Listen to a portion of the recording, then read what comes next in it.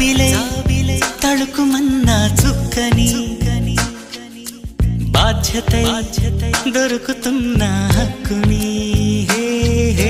దేవుడై ఎదుగుతున్న భక్తుని సూత్రమై బిరియనున్న సాక్షిని పాతలు కొత్తని ఇప్పుడేమంటారు పోట్లాటలు శాంతిని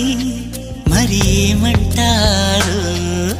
తప్పులో ఒప్పుని ఇప్పుడేమంటారు గత జన్మలో అప్పుని అసలేమంటారు నాలో నువ్వు నీ ఇక నీలో నేను నీ మాకేమేమని మన దారే మనదని రాసుకున్న ఆత్మచరితని అదా ఇదా